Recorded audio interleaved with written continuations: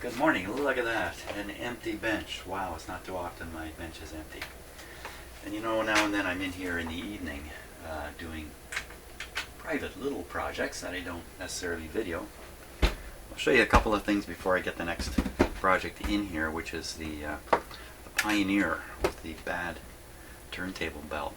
Okay, just to make you feel jealous of me, $1 at a yard sale.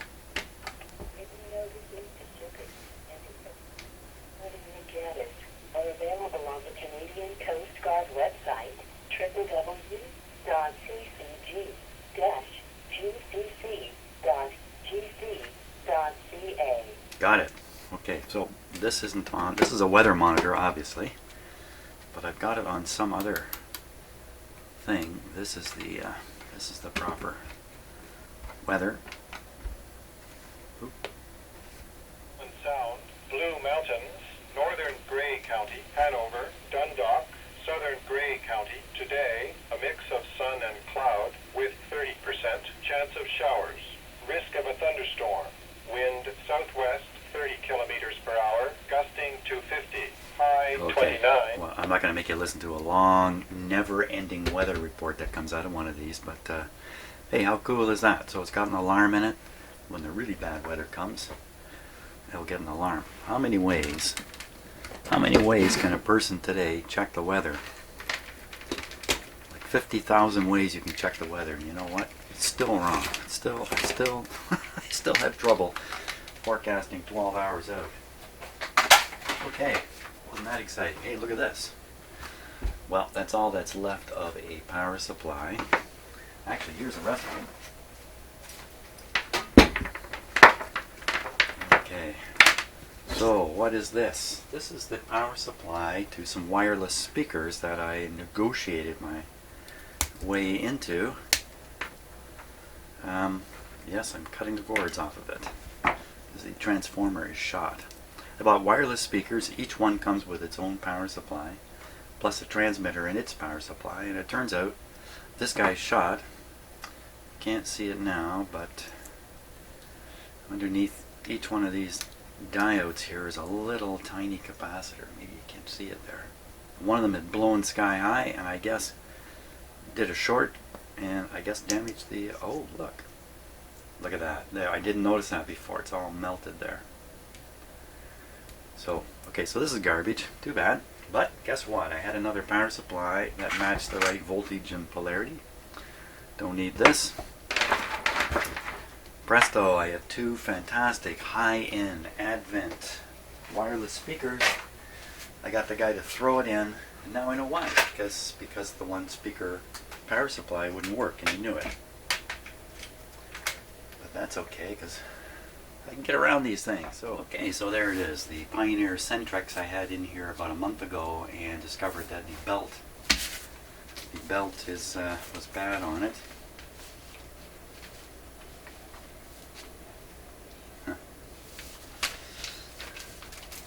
I'm hunting because this came from a fellow I know who is very careful about spending money. This envelope is reused. This is a reused envelope. He reused the envelope. Come on, you can't do that, can you?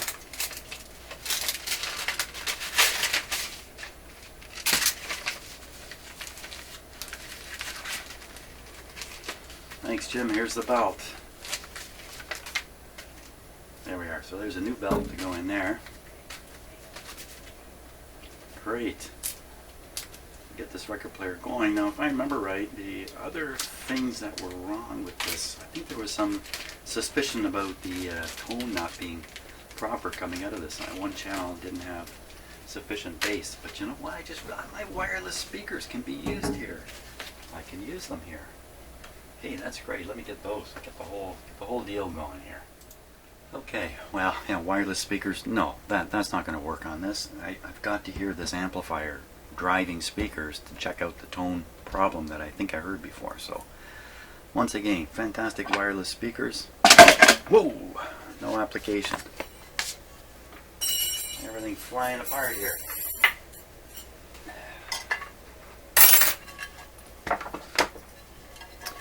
So putting the belt on is a easy thing. Put it on around like this.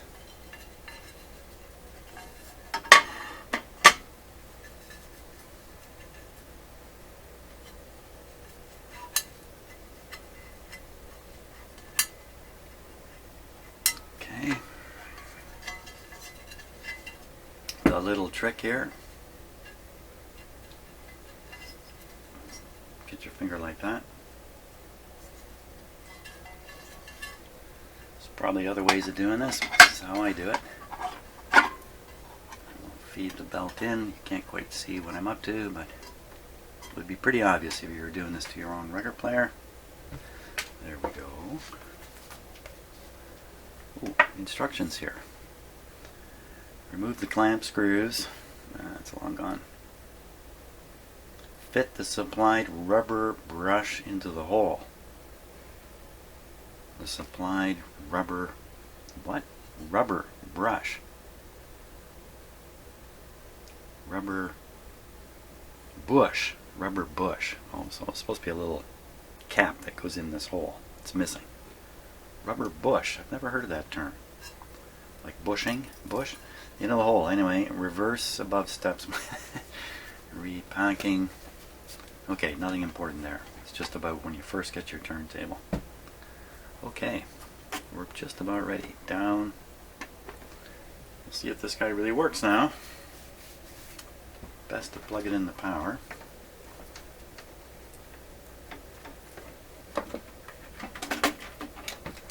Whoa, that wasn't too good. Okay, make sure the volume is down. Make sure there's a record player to play. Record player, record. Make sure there's a record. And what would that record be? It's Billy Joel. Billy Joel. He's been hanging around my shop lately. Not in the best of shape. Fingerprints all over it from doing that. Speed is 33. Power on. Power here.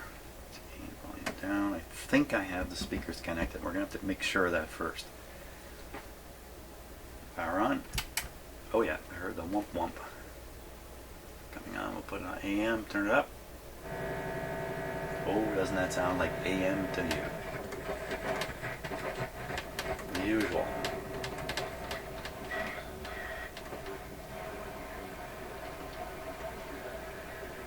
Left and right. Bump the volume. Left. Right. Okay, those speakers are not equally placed in my shop. If they sound a little different volume-wise, it's just because of the location. They're mid-size floor type speakers, and they're deep under my bench in these two corners here. But we are ready now, I am sure. Put a phono. That's phono. Put this up. It should come on as soon as I move it over. Here we go. Crossing your fingers. Whoosh, there it is. Put her on. Actually just float it above. Drop it down. Beautiful. Turn it up. Come on, Billy. They don't hear a darn thing.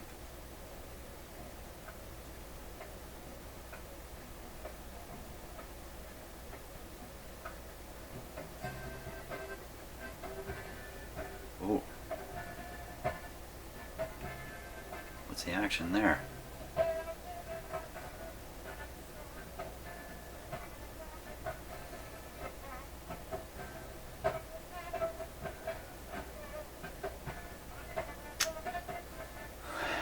Dirt on something. Dirt on the selector.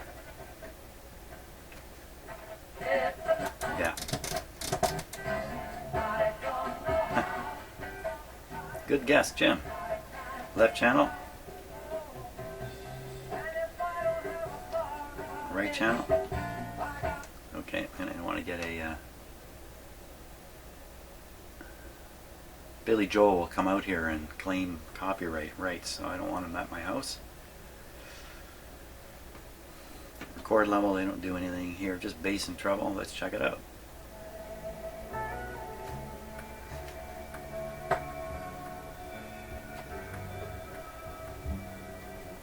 No doubt it works. Each channel, one channel now.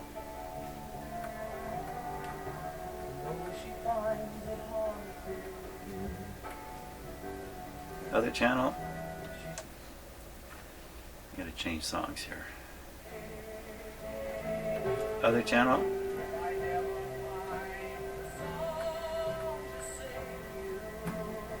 See, I think I've got a better tweeter in the right-hand channel speaker. Well, would that be it? Would that be the whole deal? Let's go to FM. No antenna connected. Oh, I remember. Dirty capacitor. Right, I remember now. I never did fix that. I had the whole thing apart. So I gotta go after that. So I gotta get in there and do a little WD-40 in a few places. Might as well go after the switch, any of the controls in the front in the meantime. Now, what about the 8-track player? No, this isn't an 8-track player. Last time I had this out here, I declared this to be an 8-track player. Just based on how far back you had to push a cassette. It didn't look very close. I should have, because that actually takes just an ordinary cassette. So this is a nice player. I don't really care for 8-tracks myself. Tchaikovsky. Swan Lake. Really?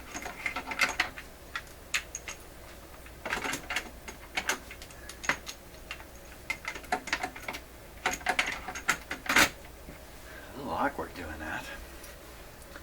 Volume down. Tape playing. Hey, the lights came on.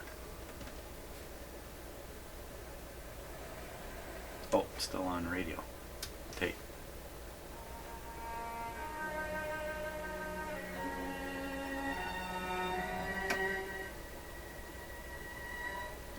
Oh, one channel.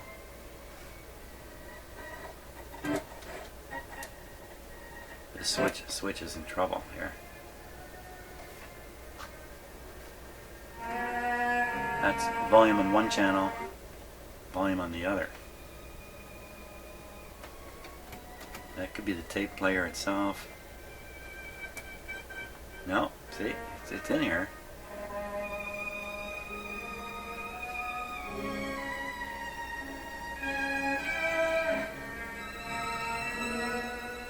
Not quite exactly the same again. It can be the speakers themselves.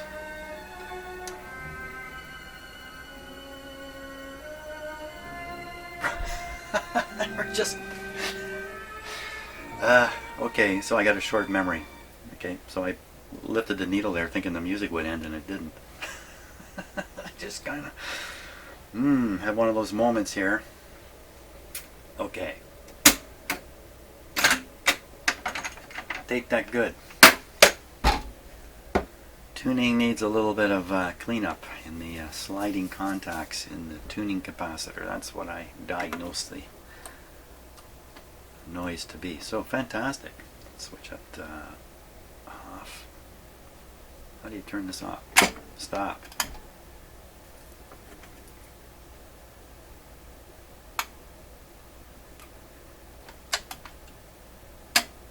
Perfect. Perfect. Sometimes record players don't stop properly. Good. Power off. We got to get inside here. Hey, it's only 10 minutes before a radio show that I really want to listen to. Someone's going to be interviewed. I'm going to want to listen to it when it comes. So I had to take the cabinet off, pull the radio back out, try to remember how all that was done. Yeah. Okay.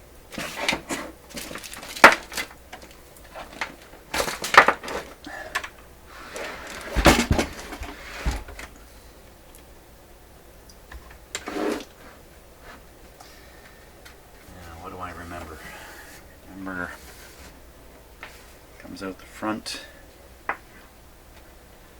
Must be these side screws. I don't remember. No recall. Sometimes people leave comments on radios that I worked on 3 and 4 years ago. I have a video on YouTube, and 3 or 4 years, I don't remember really much about it at all. They send me comments like I've got it on my bench right now.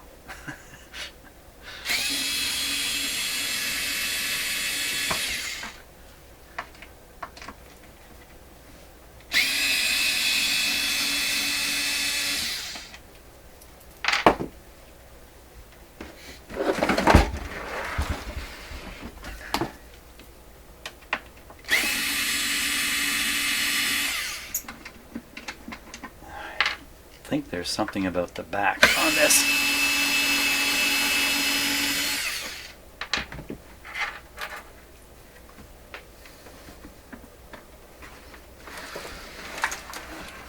Now, for once I didn't put my, yeah, let me do that. Hold on a second. Everybody, back up for a minute. Here's backing up. Ooh.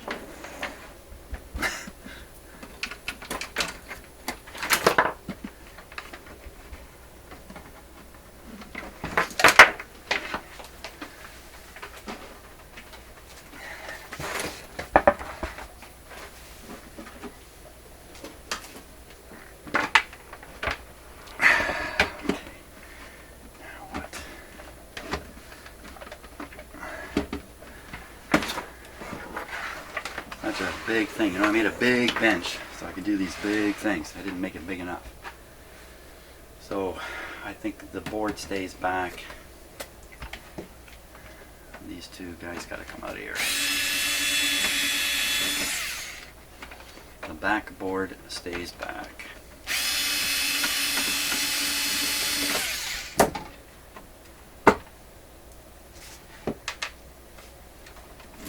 Yep.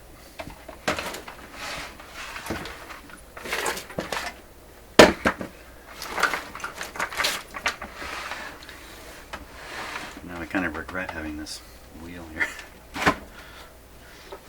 Exactly who's going where. Okay, the top is going back.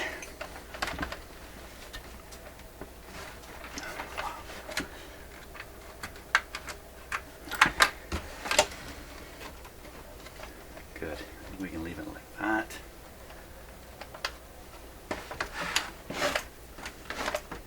There we go. Not bad.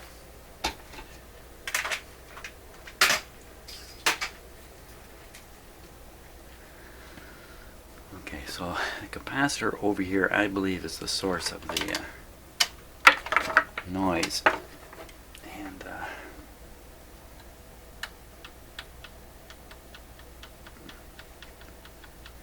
should we take a little bit of a closer look at that? Where is my close-up camera these days?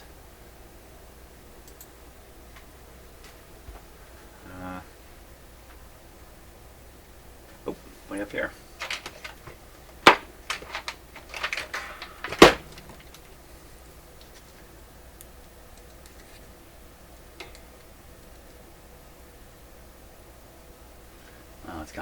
It's got 5 segments in it. You can see 3 for FM and 2 for AM just by the number of plates in there. And the center shaft here, which rotates, has to make contact with the frame or something, but normally the frame. The frame is part of the circuit. And I think you can see the black wire right there is connecting to the frame. It's hoping to connect to these plates, in fact. And it's the static plates, the ones that sit still, that are actually insulated, held off from the frame. You can see the red wire coming there. And there's probably all kinds of connections in the back we can't see. So the problem is this rotating shaft loses electrical contact at the, we can call them kind of brushes. They're not really brushes. They're more like spring clips. I don't even really see in there. Getting a good idea of what I'm talking about. Uh-oh. Focus time.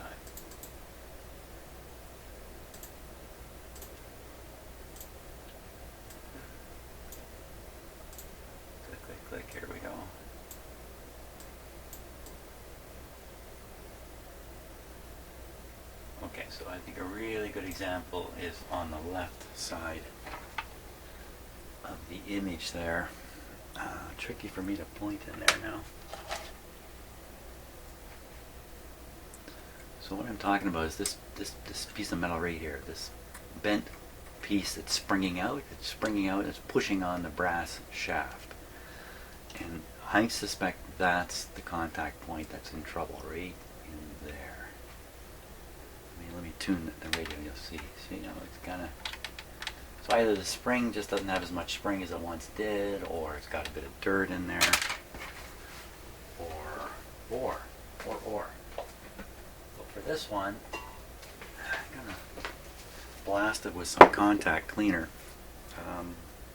Here, I want to get this thing going. I want to have it playing while we do this. Otherwise, you can't really tell for sure if you're hitting the spot or not.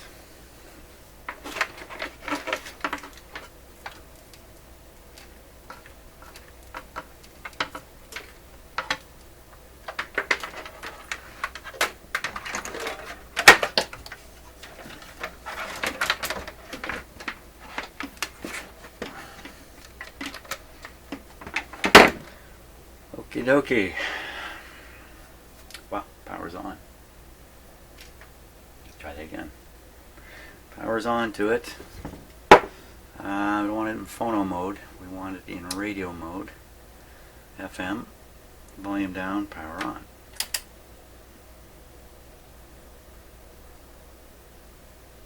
Why did power on? Speakers unplugged. Speakers unplugged. Unnecessarily so.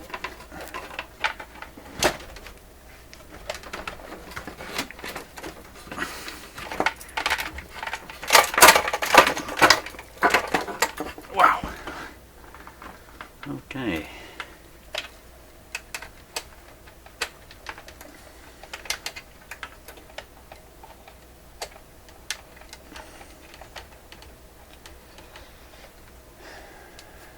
Try that again. Speaker's on. There we are. I heard the little whump. Okay, now we're going to tune the radio. All that scratchy stuff. So first I'm going to hit it with this. This is your standard electrical contact cleaner. And there's no hose here to direct it. I hate to do this. Why am I going to do it? I'm going to blast this stuff all over everything. Change of plan. Change of plan. Check it out. Let's go for the good stuff here. WD-40. So I'm just going to spray that first contact point, just one end.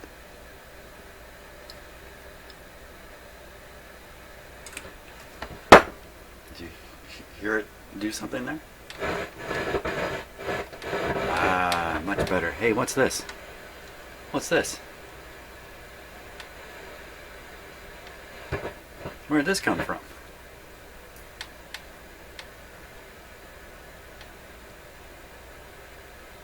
It must have come from the tape deck. I mean.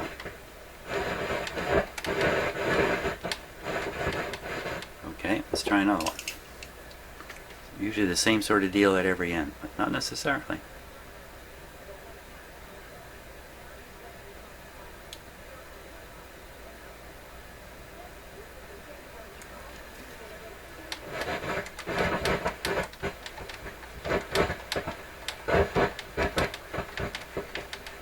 See it go away?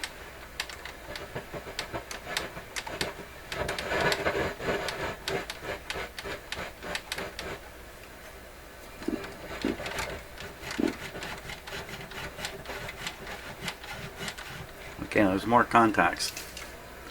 They're in here. They're everywhere.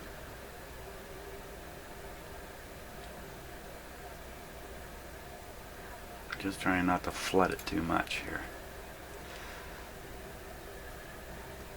There's one here.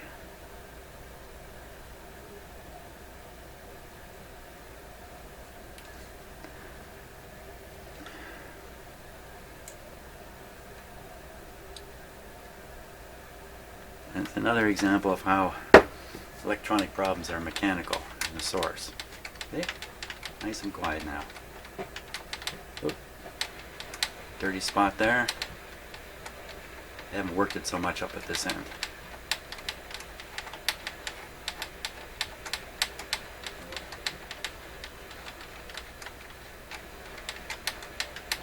And it's probably the case that on FM, tiny problems like this have a big effect.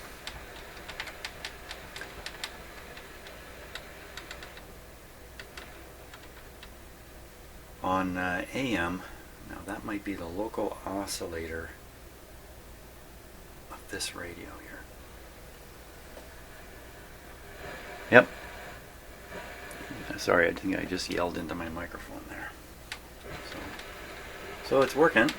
No antenna though, so it's not picking anything up here.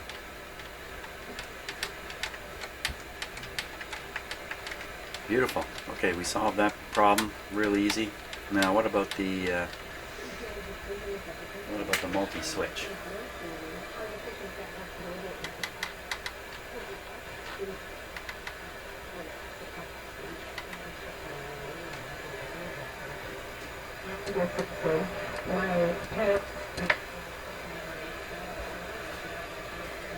Oh, it's time for the show. My father that just said, aren't you glad we already have Canada? Not to say everything is fine here by any means. You say that Donald Trump's ascendancy to the Oval Office is not an anomaly, that we should have been expecting him. Why? Well, I say that because the sort of narrative around Trump is so much about the shocks that people experience just watching a political figure that is admittedly different than anything we've seen before. He is a product of shifts in culture. There's never been a reality show president before. Reality show is relatively new. There's never been a president who is a fully commercialized brand and has children who are essentially brand extensions or sub-brands, right? The whole idea of lifestyle branding and the idea that people can be brands. My worry about this sort of exclusive focus on Trump the personality and how all of this is so unprecedented is that then the solution seems to be, well, we'll just get rid of Trump, right? But in fact, there were things that have been happening all along, you argue. What are the factors over the last couple of decades that you see as leading to this point in time? Well, I think there are many paths that lead to Trump. I think he represents a view of the world that is exclusively based on dominance, of dominating people, of having a hierarchy of people, a racial and gender hierarchy of people, and also this a dominance over the natural world. And his whole view around business is all you're trying to do is essentially screw your opponent. One of the trends that he represents goes back to what I wrote about when I wrote No Logo 17 years ago, which is these companies that are selling ideas instead of products. And the idea that Trump has been selling all of these years is this winner-take-all idea of capitalism, the idea of pure impunity if you have enough money. One of the ideas that I really wanted to highlight, which is actually a very bipartisan idea, it's not just about conservatives, but it's this worship of wealth, this CEO savior. We can't just blame this on Trump. Trump would have been unelectable were it not for the groundwork laid by Bill Clinton and Bill in the United States, because more than anyone else, they set up this structure of philanthropy capitalism. Billionaires are going to save you because they are rich. Let's let Bill Gates solve the crisis in U.S. education. Why? Because he's so rich. And I think that set a context where Trump could stand up and say, vote for me, I'm rich. I don't have any experience in government, but my wealth is proof of my wisdom. And it is significant that so much of this is inherited wealth. I think there is a particular pathology that comes with inherited wealth, where you can either decide you're lucky, or you can decide that you're a superhero, that you are better. I have a clip I want to play. After the election, I spoke with Terry Galvez, a longtime Republican organizer and a Trump supporter. She said she did not like a lot of Mr. Trump's rhetoric, but there was a compelling reason to vote for him. Listen to her. A lot of the conversation has been about politicians and sort of their inability to deal with the real concerns of the people. I mean, the fact is, Obama was so hip. He hung out with Beyonce. He sang like Al Green. He was charming. Hillary was a woman. She would have been the first woman. But, the clear message was people were bothered by much of what Trump said, but were more offended by Obama's policies and Hillary. And I personally was offended by them wanting to take more of my money. Naomi Klein, how did Donald Trump successfully portray himself as a candidate who would be best for the American pocketbook? Well, he said a lot of things on the campaign trail that are very different from what he's doing now. He said that he was going to protect Social Security, that he was going to protect people's health care. He actually ran a campaign that broke a lot of the rules of what most people around the world call neoliberalism, the ideology that has held all of our elites in its sway since Reagan and Thatcher, right? Basically, the rule of government is to get out of the way of business, that market solutions are better than regulatory solutions, that there really isn't much government can do anyway except for unleash the power of wealth. But I think the most important message to take from a clip like that is that it isn't that Donald Trump won this election with some landslide mandate. Hillary Clinton lost the election. She was not able to energize her base. I don't think we can understand how he won without understanding the colonization of the Democratic Party by this ideology that was not able to offer any kind of real alternative to Donald Trump beyond just be afraid of him, vote for us. People need to either feel that they're saying screw you to the system, or that they're voting for policies that are going to tangibly improve their lives. Even if those policies like healthcare turn out to be something else again. Well, this is why I say that what we're seeing in Washington really is a corporate coup, because what he is doing is so different from what he promised on the election trail. What we see is a very clear pattern of methodically transferring wealth upwards. We see it in his attacks on regulations. We see these huge tax giveaways that benefit him, that benefit his cabinet of millionaires and billionaires.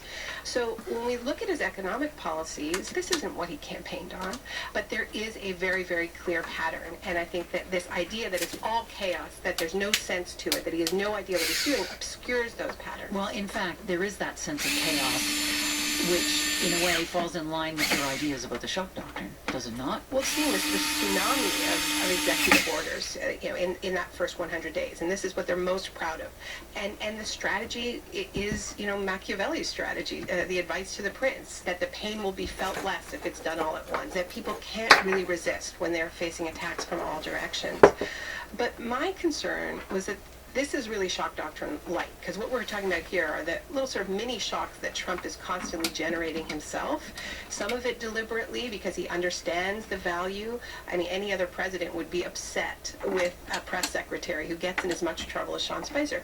Donald Trump says he's doing great. He's got great ratings, right? Like, he understands that having this show and really this distraction is very good for the economic policies that he's advancing. But what worries me most is what happens when there's a real external shock that this administration can take advantage of, because we have not seen the worst that this administration is capable of or that they've openly talked about. So what happens if there's a terrorist attack like the recent one in London? God forbid. We've already seen how ready Trump was to exploit what happened in another country to say, well, I want my travel ban. Remind us briefly what the shock doctrine is. Right, so the shock doctrine is a term I came up with over a decade ago to describe a strategy of using large-scale disasters and the chaos and the disorientation that follows an extreme event like a Hurricane Katrina or a war, where people are really scrambling, panicked, focused on their daily concerns, to ram through in a very undemocratic way policies that you could never push through otherwise. That book begins and ends with Hurricane Katrina and how that shock was used to turn New Orleans into a laboratory for charter schools and school vouchers. It's the most privatized school system in the United States, to demolish public housing that was overwhelmingly the homes of African Americans, but it was on valuable pieces of real estate. When I heard who Trump had chosen as his vice president, I just had this feeling like I know that name from somewhere, and I went back and looked at my research for the shock doctrine and remembered that it was Mike Pence who chaired a meeting at the Heritage Foundation while New Orleans was still partially underwater and came up with a list of 32 what they called free market solutions to Hurricane Katrina, and it was exactly what the Bush administration went ahead and did. So what I'm saying is these guys are disaster capitalists. They know how to use shocks. They've done it before. Look at their track record. And so the resistance, as it calls itself, needs to be ready for that. So how do you predict the potential of what could Trump use as a shock tactic in the coming years? What kinds of things do you watch for? Well, the biggest concern I have is that if you look at the policies that they're introduced, it's sort of a shock creation machine. I don't think they're doing it deliberately in order to create shocks, but I do think they're unconcerned about it, right? So, you deregulate the banking sector, which is what they're in the middle of doing. Well, that's going to mean Wall Street's able to go crazy blowing up new bubbles. But they don't even need a shock now because they're in power. They can just do this. Well, not necessarily. I mean, as you said earlier, there has been resistance to some of their more extreme attempts to push through their agenda, most notably the travel ban. And they have been stopped on many fronts, but they've been stopped by the courts. They've been stopped by mass protests. What do we think Trump and Pence and Steve Bannon would do if there were a terrorist attack in the United States? Well, I think it's fair to prepare for them banning precisely the kinds of protests that stopped the travel ban in the first place. And there has to be a strategy for what to do. And to what end do you see the people that you have qualified working on this? You're talking about the corporate convergence with government. But to what end? What does Donald Trump want? Well, let's look at his brand. I mean, Donald Trump's brand has always been about money. He's made no attempt to hide it. I think that what we're seeing is not very complicated. And all of these policies in which he leads, they come at a time when many of the sectors that Trump most represents in his cabinet were pretty panicked about resistance that they were facing before Trump came along, right? I mean, look at who he appointed as Secretary of State, Rex Tillerson, the former CEO of Exxon. Well, Exxon was pretty concerned about what was going on before that Trump came to power. The banking sector that is so well represented in Trump's administration was concerned about a figure like Bernie Sanders, who is riling up the masses, talking about breaking up the banks. I do worry about how they would use a crisis to say, sorry, the Constitution is a luxury we can't afford right now, to attack the courts, which has already been signaled in Trump blaming the courts and saying, if anything happens after this, blame the courts, right? I think we have to be prepared for this, and one of the things I do in the book is talk about societies that have faced precisely this, that have faced administrations that try to use a large-scale crisis, whether economic chaos or a terrorist attack, to say, stay in your homes, be afraid, we're in charge. And the examples I give are Spain and Argentina, where people responded to that because they had a memory of dictatorship in their own countries, which Americans don't have. Right? Remind us what happened in Argentina, because this is an example of where a moment of shock does not have to lead to falling into line with the government. Right. So in 2001, Argentina was in the midst of a profound economic crisis. The country was spiraling into chaos. People were locked out of their bank accounts. Supermarkets were being looted on the outskirts of the city. And the president at the time, Fernando de la Rua, went on television and declared a state of siege, said everybody should stay in their homes. And as he was speaking, people started flooding into the streets, banging pots and pans. And what people said was, this was how the dictatorship started in the 70s. We're not going to let them do it again. And De La Rua had to lift the state of emergency, and he actually left the presidential palace in a helicopter that night. So, what I've been saying when I speak in the U.S. is, when you're told to stay in your homes, that is the most important moment to go out, to just defy, to have strength in numbers and say, we are not going to give away our rights in this moment.